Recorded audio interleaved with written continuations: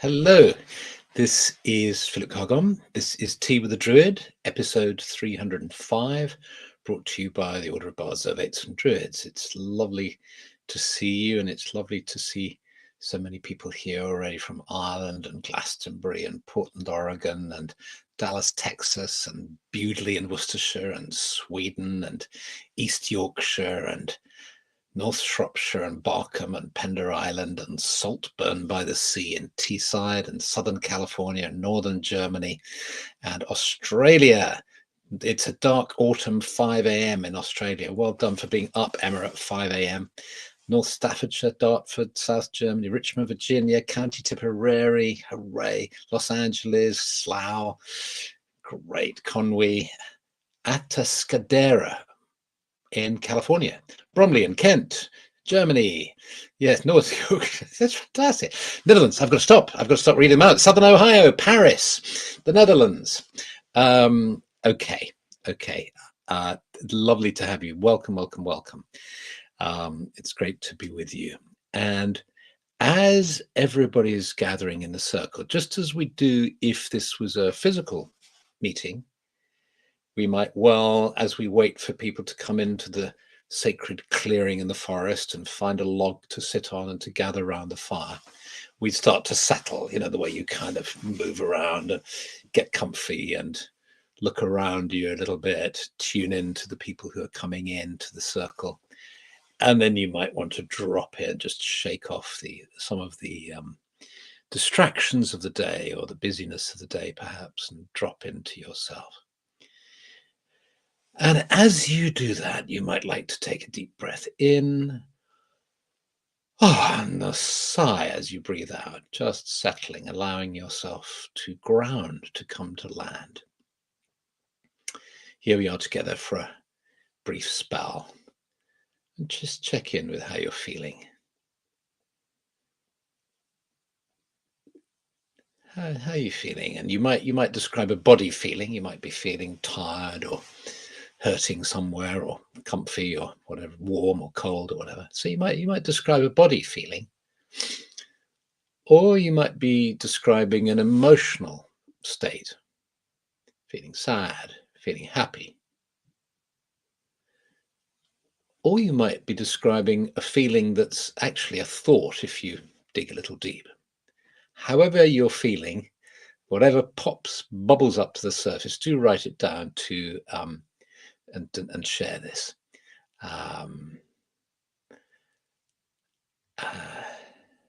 Great. Yes. So perspiring. Okay. Feeling good and grateful. Tired and sluggish because of the storm. Feeling creative and calm. I've been sketching in my book all day. Feeling buck wild. Relaxed, sleepy, tired but content. Antsy, grateful, peaceful, refreshed after a nature walk.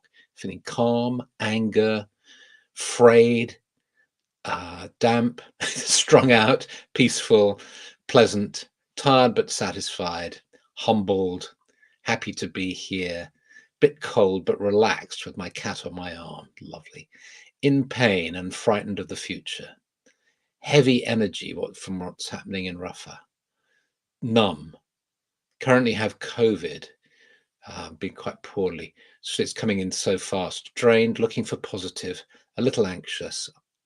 I feel happy but tired, calm and relaxed, happy, on the brink of something magical ahead, recharging, restful for the moment, felt more focused today.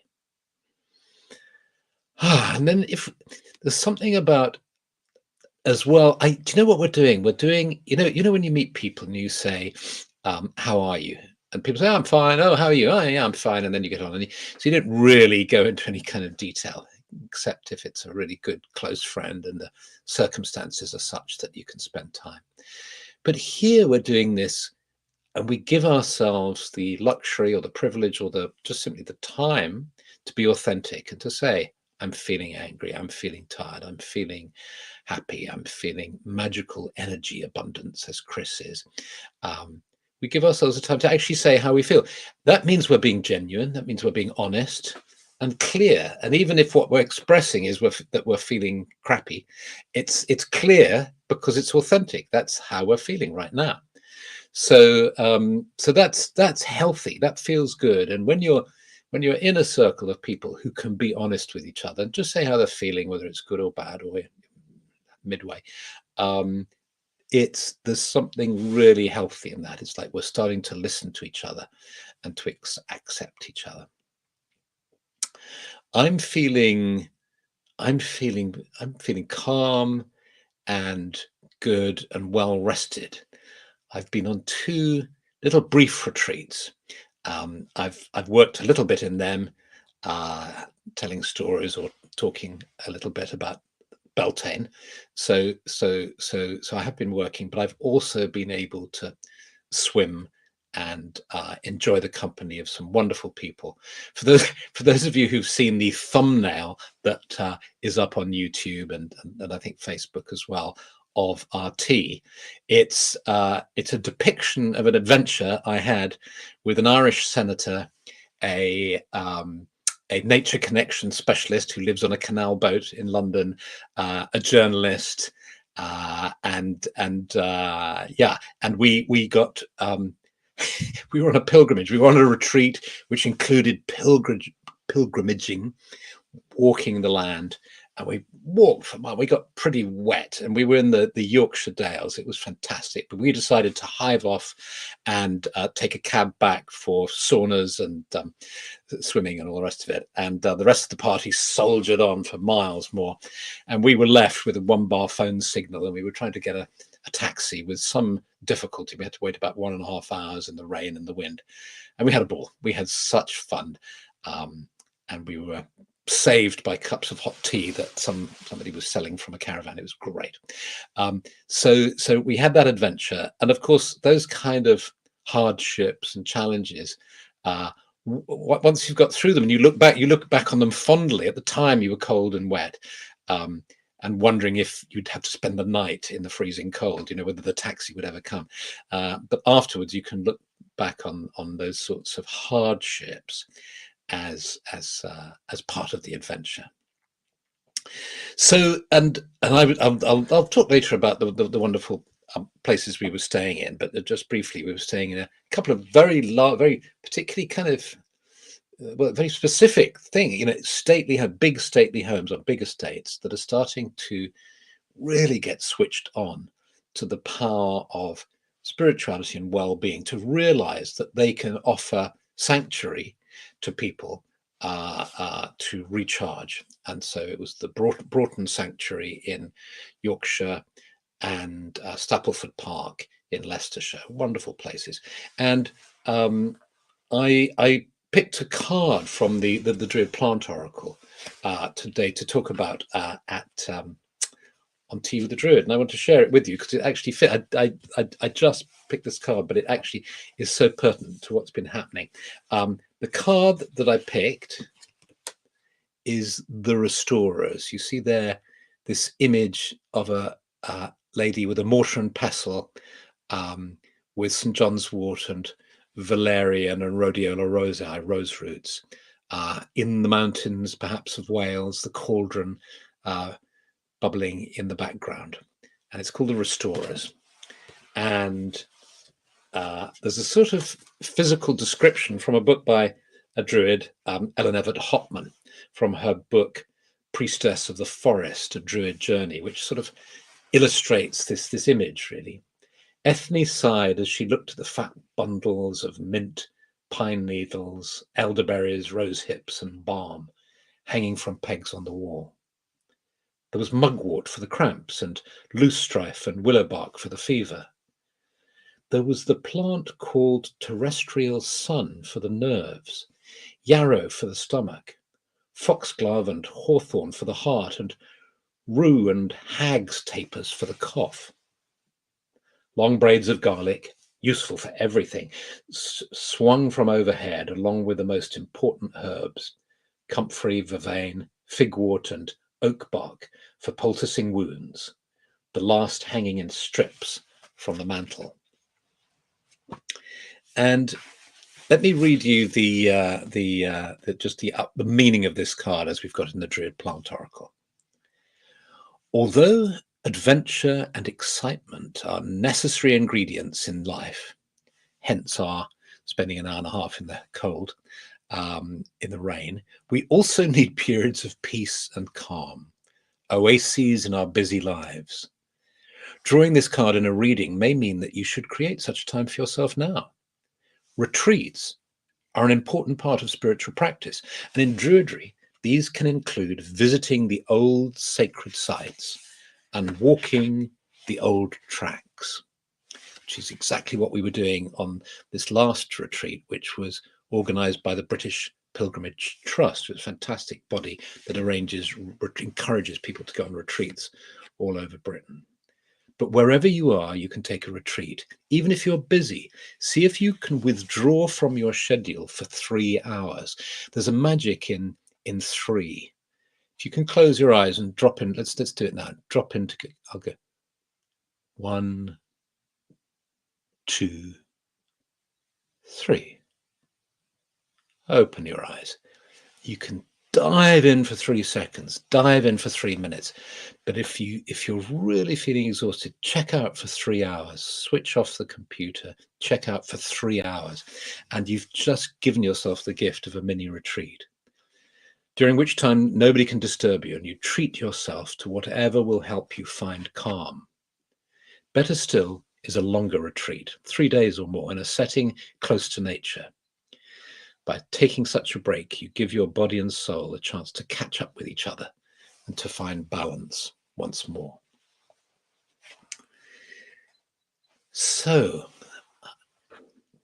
if you, yes, so what we're doing, I think, in Druidry is we're combining spiritual work, that is interior work, meditation, ritual, journeying in the inner world, with the power of the outer world of nature to bring us healing and balance.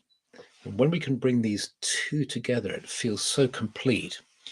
When we were driving back from Yorkshire, Stephanie and I were listening to a podcast series produced by the Financial Times that talked about an aspect of retreats, again, same theme, which is generally not talked about. And these are meditation retreats, and the dangers in meditation retreats, and specifically very punishing kinds of retreats, which involve maybe 10 hours of meditation a day. In particular, the Vipassana retreats, which have, whilst many people find them wonderful, there have been casualties that have resulted in people committing suicide or it provoking psychotic breaks. And there's a psychologist in the States who has specialized in this. So some very interesting material has come out. And it's quite evident that having people meditate for 10 hours a day, day after day, in complete silence, avoiding eye contact with each other, can indeed be very harmful, and in certain instances can provoke psychosis, from which some people do not return. So it's extremely serious. It's equivalent to, not equivalent, but it's like the risks that can occur with psychedelics too, which can provoke psychosis in certain people. So one has to be extremely responsible and careful. And it's an interesting podcast series, and it's something that meditation teachers and mindfulness teachers really need to take on board. And in my experience, I've done 3 courses in mindfulness meditation, for instance, never been mentioned in any of the courses. And that's irresponsible. And that's one of the reasons why I like sophrology, which is a kind of mindfulness that involves body movement and visualization and breathing. And the exercises are just 15 minutes. And it's a reason why I think I really believe that the kind of meditations that we do, the meditations that where we're embedded in nature, really are far it's not a question of them being safer, because I think they can be very powerful. That suggests that they're watered down or they're not really strong. I think they can be extremely strong, but they have safety. There's the safety of Mother Nature, who surrounds us and who loves us, and that we can be nourished by. I'll try and give you the name. Charisma Brandt is asking the name of the podcast. The Retreat is the name of the podcast, and it's produced by the Financial Times. What I'll do is I'll put the link to the Brown's University psychologist who has produced research on this. And I see why I'm getting lots of strange messages, and Philosophical Phoenix has pointed out that her cat Rhiannon has been jumping around on her keyboard. That explains why all those messages were coming. So this is why I believe that really working with nature is so important. And that's why in Druidry we embed our meditations within nature. And then if you want to go really deep into the kind of into the silence, into inner being that is timeless and beyond time and space, and beyond an awareness of the outer world, but you've grounded yourself first of all in the world of nature. You've got this strong connection. So let's do that now. Let's actually work with this principle. While I'm talking about grounding, I may as well talk about another feature of these retreats, which was rather splendid, which was that it was held also in conjunction with a company called Vivo Barefoot that makes these. They've released a new pair of shoes called the Pilgrim shoe. They've discovered a way. This is one version of them. It's a sort of soft suede, and you see they've discovered a way. Lovely shoes, really comfortable. They discovered a kind of way of making the soles of the shoe able to transmit bioelectricity. So the electrical signals, the electromagnetism from the earth can travel through the sole into your foot in a way that other shoes don't. And likewise, your bioelectricity can radiate out. And little Fluffy Cloud is saying, I love my Vivo Barefoot shoes. So these Vivo Barefoot, I'd never come across them before, but they really are fantastic. And I did a rather interesting experiment with them of putting one on the left, one Vivo Barefoot shoe on the left foot and an ordinary shoe on the right foot, and noticing the difference in how you feel. And the Vivo Barefoot shoe, I felt about 4 inches lower into the ground. And the normal shoe, where I was insulated from the earth, I felt like my foot was up about there, So fantastic. So I'm going to explore them more, and I'll let you know how I get on. But let me. So grounding again. So let's do a grounding meditation. Should we do that? Let's dive in. I can see there are lots of messages, but I'll read them when I make my cup of tea at the end. Great to hear from you. So let's tune in to being together in the sacred grove. There are about just over 300 of us here now at the moment from all over the world, and that's a lovely feeling to know that we're connected at this moment in time. And of course, as people watch the recording, more and more people will connect until there'll be thousands of people, which is just lovely. But now there's a core of about 300 of us, and we're connecting together. And at the moment, just for the beginning, let's just become aware of being seated in front of our screens. Just sensing yourself firmly here and now in front of your screen. And then you close your eyes. As you close your eyes, you sense yourself oriented in front of your screen with the walls around you, the floor beneath you, and the ceiling above you. But even as you become aware of them, they start to fade as you become aware of being in the sacred grove. You can smell the forest. You can feel the woods, even if your eyes are closed, both inner and outer eyes are closed. You can feel the forest. Just notice where the feeling is coming from. Is it coming from the earth? Is it coming from the trees? Is it coming from the sky? What is that feeling? And often the best way to kind of find out what a feeling is actually not to think about it, but just to kind of feel into it and allow the feeling to expand in our awareness. So let's just do that for a moment. The feeling of being in the forest clearing.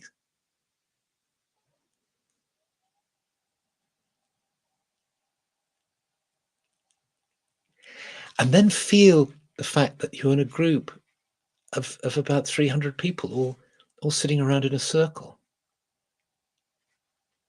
Allow your hands to drift out to either side of you and take the hand to either side of you and hold it so we're all plugged in. Little squeeze of the hands and just now disconnect and just be yourself, sitting on the ground. Take in a slow deep breath. Hold for a moment and then breathe out fully and deeply. And tune into how you feel grounded on the earth. What's that feeling like? What does it mean? What does it feel like?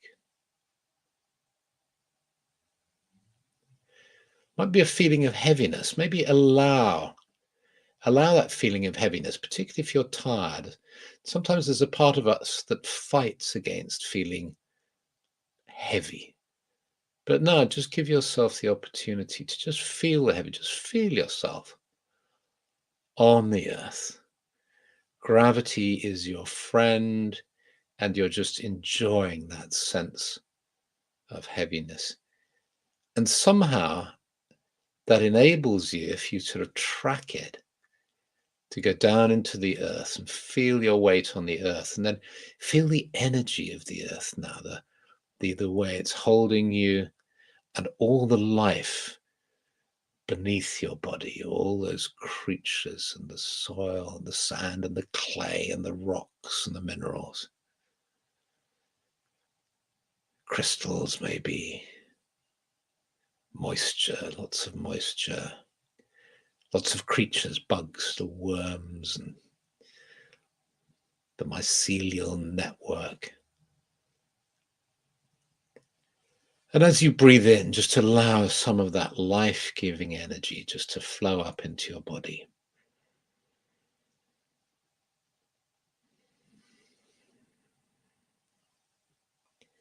There's something that happens when you allow the energy of the earth to mingle with the energy of your body. There's a settling process. Settling and calming. Which is why lying on a lovely lawn in the sun can feel so good when you feel the whole of the earth. Maybe we can even sense sunlight coming into our sacred grove, and you can even lie back on the ground, trees around you. And lying back like this, you can see all the trees around you now. their trunks soaring upwards and all their branches and leaves. And you look into this network of branches and leaves, and you see there's a bird sitting there. You feel such love for this bird. Maybe it flies from branch to branch. There are butterflies here too.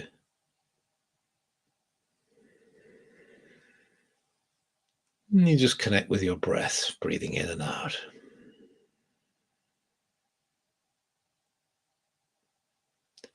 And feeling safe on the earth with the butterflies and the birds, the branches, the earth. You can allow the energy of the sky as you breathe in the air to meet the energy of the earth within the center of your being.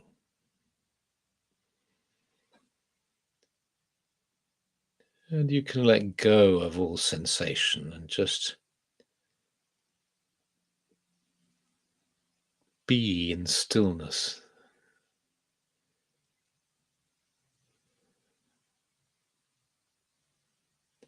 Knowing that you're supported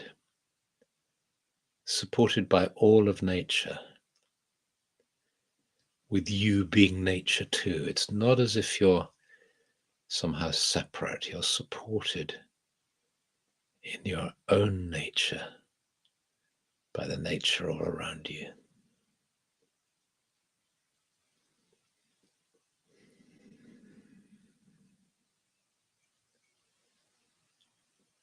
I'm a being of nature, supported by love, filled with light and energy, calm and strength. I'm a being of nature, filled with love and with confidence and with happiness, trusting in the unfolding of my life and trusting in my love for the world of nature, my love of life and goodness.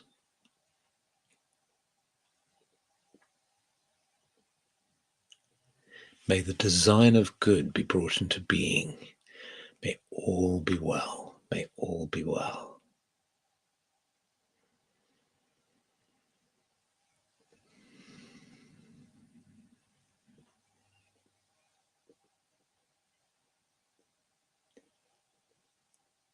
And you can stay in this resting state. It's as if when we do a meditation like this, we come to a place of rest. Even if parts of ourself might be troubled, just allowing other parts of ourself to just be in this restful place. Those get soothed and healed in some way.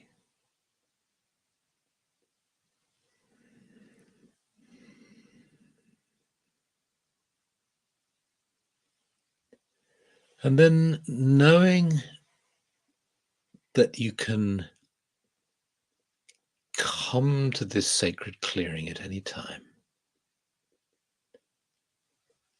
we'll just come to close our meditation now by sitting up and again taking the hand to either side of us and noticing how we can feel unique, individual in ourselves. Our sense of identity and our energy, unique and individual to us. And yet, as we hold a hand to either side of us, we can feel how we're part of something much more, part of a whole, that we are one. May this sense of community, of oneness, sustain us. May all life be blessed. May our lives be blessed. And may the earth be blessed. Just imagine you're looking around the circle now, just seeing all these smiling faces. a squeeze of the hands in acknowledgement and thanks and connection. And then allow your hands to drift down and place your hands on the earth. As your palms are on the earth, you ask that the earth might be blessed. And then bringing the hands up to the heart, up to the chest. And you might like to do this with your physical hands now. As you bring your hands up to the chest, you become aware of your physical body. And we ask that all the cells in our body might be filled with love, light, happiness, and joy. And as we breathe in and as we breathe out, our awareness of the physical body grows stronger. As our awareness of that body grows stronger, so our awareness of being in the sacred grove begins to fade. As we become aware of being seated here in front of our screen, the walls around us, the floor beneath us, and the ceiling above us. And then when you feel ready, you stretch your fingers and toes and open your eyes.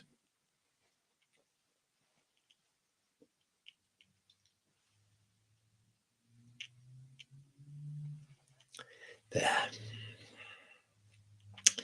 So thank you so much. Thank you so much for being here. Thank you so much for being you, for meditating with us, for us all being together. And if you're watching the recording, thank you for watching this recording. It's fantastic. And those of you who are in the order will know about the extraordinary hearth, the Druid hearth that was launched at Beltane. And the usual teething problems with tech, but we're getting there.